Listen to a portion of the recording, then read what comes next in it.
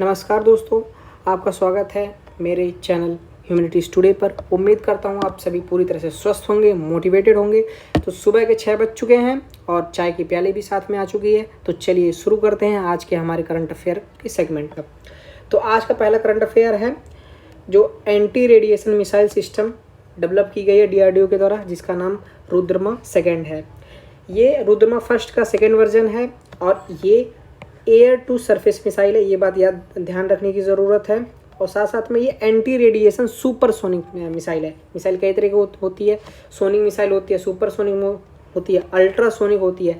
तो ये सुपरसोनिक है। उसके बाद ये याद रखने की दूसरी क्या ज़रूरत है कि ये जो मिसाइल है वो एयर टू सरफेस है, यानी ये एयर से सरफेस पे अटैक करती है। और ये क्या करती है, जो एनिमी के जो रडार सिस्टम होता है वो उसको पूरी तरह से डिस्ट्रॉय कर देती है। और इसकी स्पीड क्या है, मैक 5.5। मैक क्या होता है, मैक होता है कि स्पीड ऑफ साउंड, यानी 5.5 टाइम्स अधिक है ये किसके, साउंड के स्पीड से। तीसरा पॉइंट ये देखते हैं कि ये लेटेस्ट वर्जन किसका, मार्क 1 का, यानी जो सुखोई में टेस्ट किया गया था 2020 में, यानी रुद्रमा का पार्ट 1 जो था उसको कहाँ से, ईस्ट कोस्ट ऑफ उड़ीसा से। वहीं उड़ीसा से ही इसको लॉन्च किया गया, इसको टेस्ट किया गया। कहाँ से, ये जो रुद्रमा सेकेंड है इसको उड़ीसा से ही टेस्ट किया गया। उसके साथ ही ये देखते हैं कि ये जो मिसाइल है वो हाइट पे, यानी 3 से 15 की हाइट से लॉन्च किया जा सकता है, यानी 3 से 15 किलोमीटर की हाइट से इसको लॉन्च किया जा सकता है। इसके साथ साथ इसका रेंज क्या होगा, रेंज होगा 300 से 350 के किलोमीटर के, यानी 350 किलोमीटर के रेंज में ये अटैक कर सकता है। इसके साथ साथ ही ये इसका इंटरनल गाइडेंस सिस्टम ऐसा है जो अपने टारगेट को खुद सेट कर सकता है। यानी अगर जो यहाँ पे अगर टारगेट है और यहाँ से मिसाइल लॉन्च की गई है और इस टारगेट को फिक्स करके मिसाइल ने लॉन्च कर दिया है और ये टारगेट शिफ्ट हो गया है, तो यानी इसका इंटरनल गाइडेंस सिस्टम ऐसा है कि ये अपने टारगेट को अगर इसका टारगेट अगर चेंज हो रहा है तो अपने एम को, अपने टारगेट को, अपने जो इसका लॉक, जो टारगेट लॉक हुआ है उसको भी चेंज कर लेगा, यानी ये अपने हिसाब से अपने आप को गाइड कर लेगा। तो ये पहला टॉपिक था आज का। दूसरा, Manama declaration calls for UN peace keeping force in occupied Palestine territory.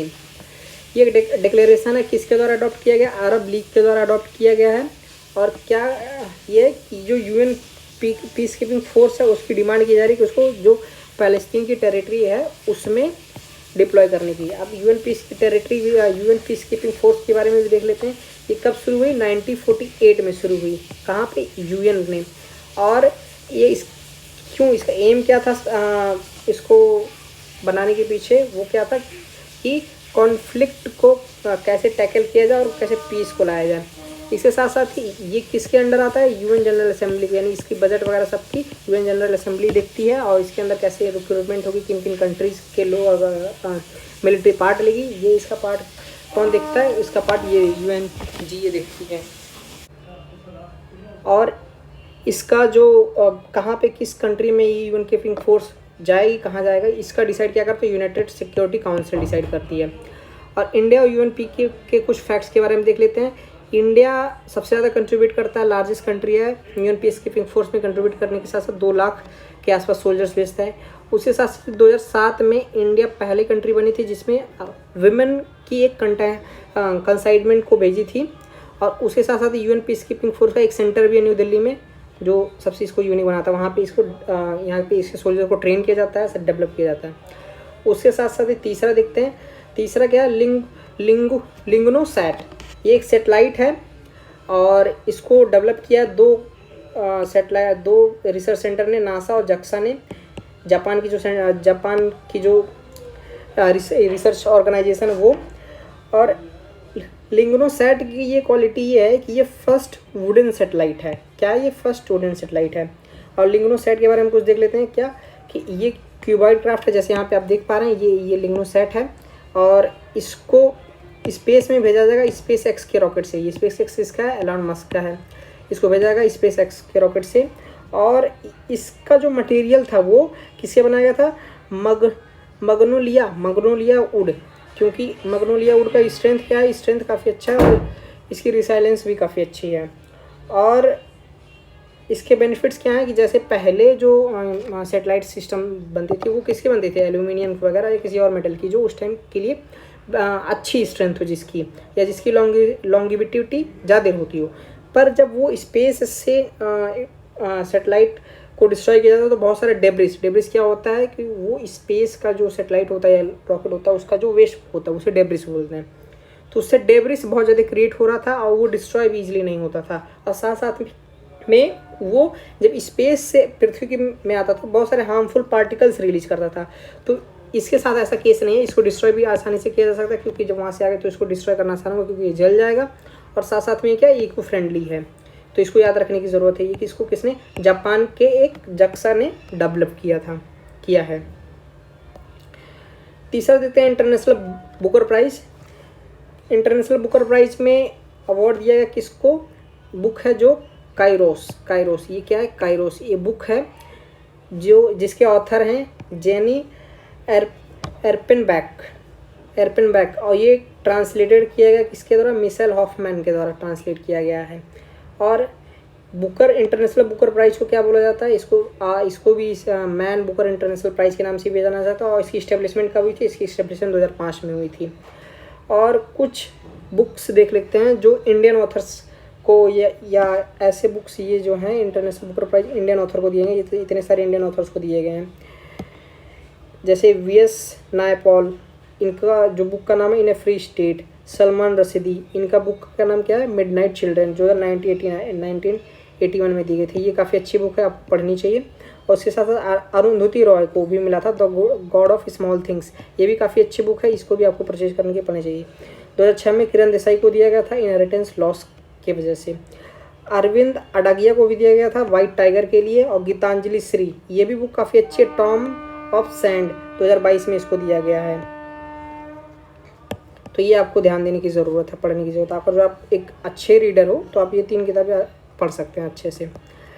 उसके साथ साथ याद देखते हैं कि वर्ल्ड नो टोबैको डे 31 मार्च को हम हमेशा सेलिब्रेट किया जाता है, वर्ल्ड नो टोबैको डे। और इसके लिए किस लिए सेलिब्रेट किया जाता है कि ताकि लोगों में अवेयरनेस हो सके, क्योंकि टोबैको क्या है, टोबैको क्या हमारे लिए लंग कैंसर की एक बड़ा प्रोमिनेंट फैक्टर है इसके कंजम्पशन की वजह से। इसको शुरू किसने किया था, इसको शुरू किया था WHO ने शुरू किया था। कब शुरू किया था, 1987 में, ताकि टोबैको की वजह से जो जितने जाने जा रही हैं, जो कैंसर का कारण है, लंग कैंसर हो जाता है, लोगों को सांस लेने में दिक्कत हो जाती है और उसकी वजह से कई लोग की डेथ भी हो जाती है। तो इसके लिए, इससे रिलेटेड अवेयरनेस करने के लिए WHO ने 1987 में 31 मई को वर्ल्ड टोबैको डे मनाने का सेलिब्रेट किया। 1988 में इसके एक साल बाद जब उसने डिसाइड किया, एक रेजोल्यूशन पास किया, WHA 42.19 पास हुआ था, जो वर्ल्ड नो टोबैको डे हर साल 31 मई को मनाने के लिए था। और इसके साथ साथ देखा जाए 2024 का जो, ये 22 नहीं होगा, ये 24 होगा, 24 का वर्ल्ड टोबैको थीम का क्या है, protecting children from tobacco industry. क्योंकि अगर जो आज देखा जाए आज का यूथ और जो 13 साल से 19 या 20 साल के बच्चे हैं, उनमें टोबैको का कंजप्शन, चाहे वो सिगरेट हो या सिगरेट हो या कोई भी मसाला या गुटखा वाली कंपनी होती है, इसका कंजप्शन बहुत ज़्यादा बड़ा है। तो कहीं ना कहीं ये एक हेल्दी नेशन के लिए बहुत डेंजरस चीज़ है। तो इसकी टैकल करने के लिए इस बार का थीम क्या रखा गया, protecting children from tobacco industry.